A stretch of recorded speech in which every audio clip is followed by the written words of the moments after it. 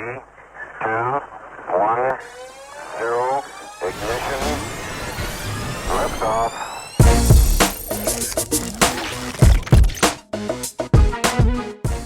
Hello, I'm Jennifer Alvarez. I'm Madeline Holler, and this is your Cronkite File News Update. Welcome to the show.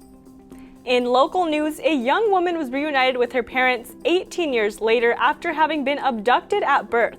According to ABC 15, Kamaya Mobley was stolen from a Florida hospital when she was only a few hours old. Gloria Williams, the suspected criminal, reportedly created a false identity for the newborn, which Mobley lived under until just recently.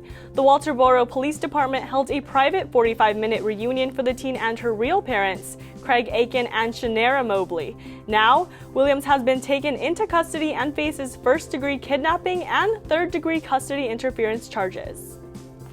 Only a couple days remain until President-elect Donald J. Trump will assume his role in the White House. This countdown is also relevant for those participating or following the Women's March on Washington. Hundreds of women are expected to demonstrate, advocating for women's rights as human rights, on Independence Avenue and 3rd Street near the U.S. Capitol in Washington, D.C., the day after the presidential inauguration on January 21, 2017.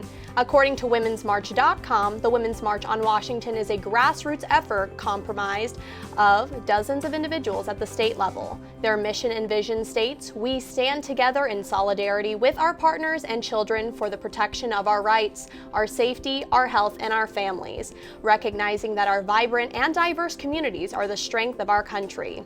Women across the country are expected to take part in this effort. Sister marches are taking place in various states for those who cannot join the national demonstration in Washington, D.C. Now let's go to Sammee Lomibao with more news.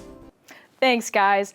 On Tuesday morning, the wife of the Orlando nightclub shooter, Noor Salman, made a court appearance in Oakland, California after allegedly having connections with her husband's deadly attack. Salman was arrested in her Northern California home on Monday by the FBI after having connections to the nightclub attack and is now facing charges of aiding and abetting in obstruction of justice in Florida. Days after the original attack in June of 2016, Salman initially claimed that she was unaware of her husband's plan, nor did she expect him to cause the massacre. The FBI found that Salman had provided material support to her husband and the terrorist organization, knowing more about the assault than she had previously admitted. Now let's go to Emily Taylor with more entertainment news. Thanks, Sammee. Reese Witherspoon spoke out about her involvement with HBO's latest show, Big Little Lies, proclaiming that it is significant for women, especially those in Hollywood. Based off of author Leon Moriarty's best-selling novel, the show is centered on 3 mothers of kindergarteners who strike up a friendship unlike any other. Though we can expect plenty of humorous moments, the series will discuss real-world issues women face every day, such as domestic abuse, adultery, and divorce. At the 2017 Television Critics Association press tour, Witherspoon told a reporter, "I am passionate because things have to change. We have to start seeing women as they really are on film. We need to see these things because we as humans learn from art." She was especially proud to be involved in this endeavor because it gave her the opportunity to work alongside a largely female cast rather than be subjected to what she calls Smurfette syndrome, being the only woman amongst a set of many men, as is often the case in Hollywood. Besides Witherspoon, the A-list cast includes actresses Nicole Kidman, Shailene Woodley, and Zoe Kravitz. TV producer David E. Kelley assures fans he stayed faithful to the story during its making and wanted to live up to the book and its characters. The series is definitely one to watch out for, so be sure to tune in to HBO on February 19th at 9 p.m. for the premiere. Now over to Lauren Bukoskey with more in sports. Thank you, Emily. As a Seahawks fan, this news does sadden me to say, but nevertheless, the Atlanta Falcons beat the Seattle Seahawks 36-20 this past weekend. This is a big deal for the Falcons as they inch even closer to saving their spot in Super Bowl 51, as they have only come this far in the divisional round 4 times in the past 51 years. The MVP of this game, I think, is easily quarterback Matt Ryan. He completed 26 of 37 passes for 338 yards and 3 touchdowns against the Seahawks' daunting blitz packages, which is the best he has faced in a playoff game.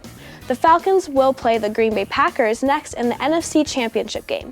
The Packers beat the Cowboys with the last-second field goal 34-31 this weekend.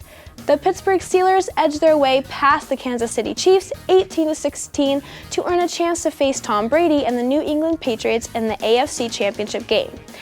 As far as ASU athletics go this week, the women's basketball team took a huge victory against Washington State, 68-49. It was a phenomenal game, but not without its setbacks. Washington State freshman Cameron Fernandez fell, suffered a head injury, and was taken to a hospital. Take it from someone who's actually there, she looked like she was in a lot of pain, but I am happy to report she is expected to make a full recovery. That's all in sports. Here's Austen, Bundy, and Alyssa Klink with more in politics. Thanks, Lauren. The confirmation battles continue to rage on in congressional hearings, with some Trump nominees expected to be shooed in and some left chomping at the bit. Alabama Senator Jeff Sessions and ExxonMobil CEO Rex Tillerson are Trump's nominees for Attorney General and Secretary of State, respectively. They both have endured a full week of testimony and hearings on the Hill, with history being made in New Jersey Senator Cory Booker being the first sitting senator to testify against a colleague up for confirmation. That colleague was Senator Sessions. Here's what Senator Booker had to say. Senator Sessions has not demonstrated a commitment to a central requisite of the job, to aggressively pursue the congressional mandate of civil rights, equal rights, and justice for all of our citizens.